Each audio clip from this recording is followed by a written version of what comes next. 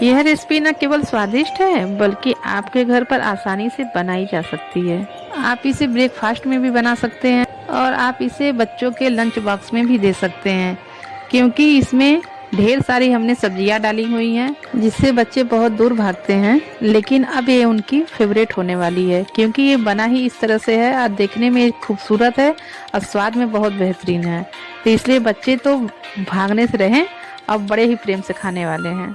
और चाहे आप इसे शाम के समय चाय के साथ इवनिंग स्नैक्स के तौर पे भी इस्तेमाल कर सकते हैं। और ये हेल्दी तो है ही और घर के बेसिक सामानों से ही बन जाए। नमस्कार, मैं हूँ राधा और आपके अपने चैनल राधा विथ स्पाइसेस पे आप लोगों का बहुत बहुत स्वागत है। तो चलिए शुरू करते हैं।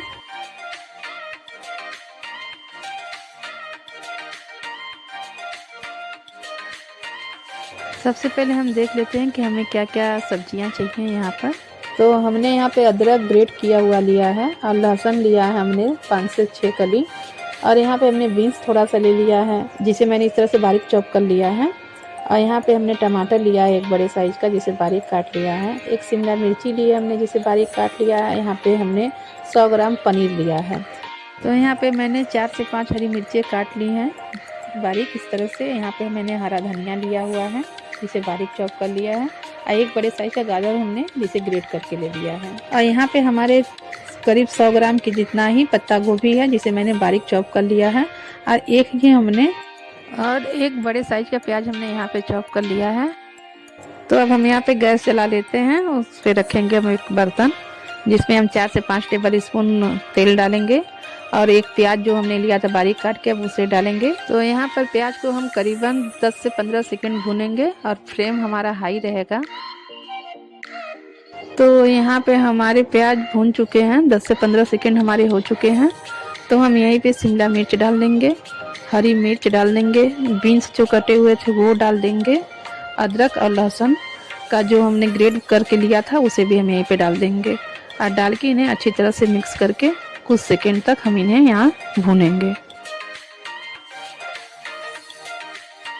तो हमने यहाँ पे 1 मिनट अपनी सब्जियों को भून लिए हैं। तो यहीं पे हम ग्रेटेड जो हमारा गाजर है उसे भी हम डाल के कुछ सेकंड तक भून लेंगे। बहुत ज़्यादा हमें इन्हें नहीं पकाना है वरना ये सौगी हो जाते हैं तो खाने में बिल्कुल भी अच्छी नहीं लगती हैं ये। तो इसलिए इनका क्रंच बना रहे तो इसलिए हम इन्हें बस इनका कच्चापन निकल जाए बस उतना ही भूनना है कुछ सेकंड तक या कुछ मिनट तक। तो इन बातों का हमें खास ख्याल रखना है। तो यहाँ पे हमने जो टमाटर लिया था बीज निकाल के उसे भी यहीं पे हम डाल देंगे। तो 1 मिनट हम फिर टमाटर डालने के बाद भून लेंगे।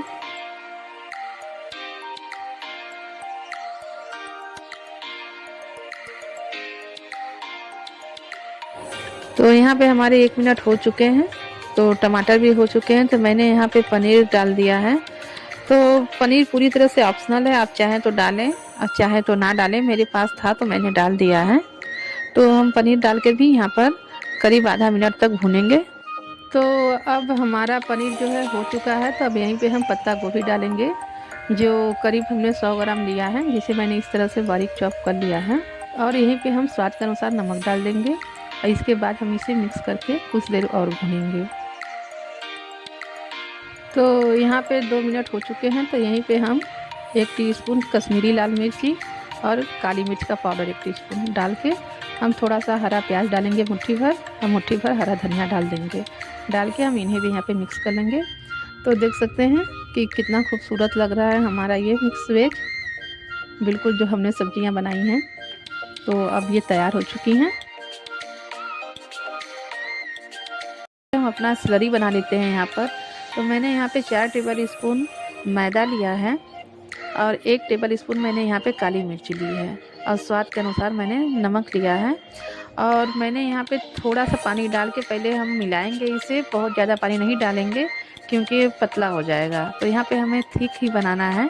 तो मैं यहाँ पे स्लरी को मैदे से तैयार कर रही हूँ और आप चाहें तो आटा भी ले सकते हैं। मैदा लेने का सबसे बड़ा रीज़न ये है कि ये इससे बहुत आसानी से और बहुत अच्छे तरीके से रोटियां जो है जो भी हम जिस पे भी लगाएंगे उसमें चिपक जाता है बड़ी आसानी से, इसलिए हम मैदा ले रहे हैं। आप चाहें तो आटा का प्रयोग कर सकते हैं।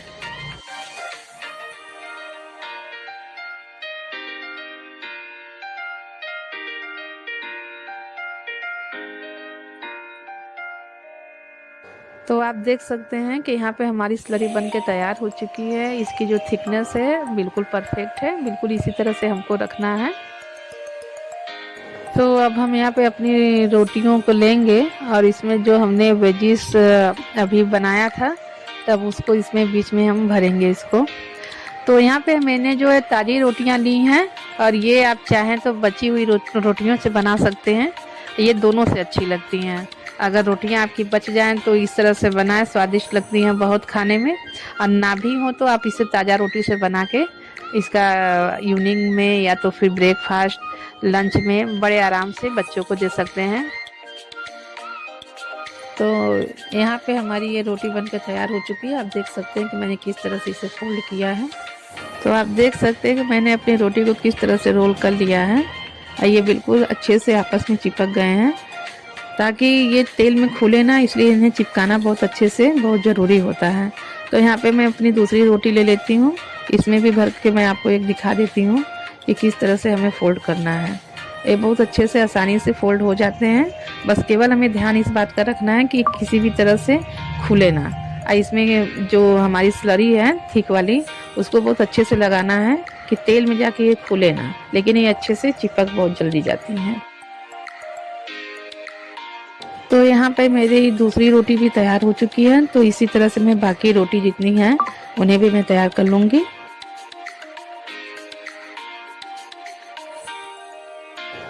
तो अब हम जो हमारी स्लरी पहले की थी तो मैंने उन्हें ज़्यादा बनाया था क्योंकि मुझे भी दोबारा काम था।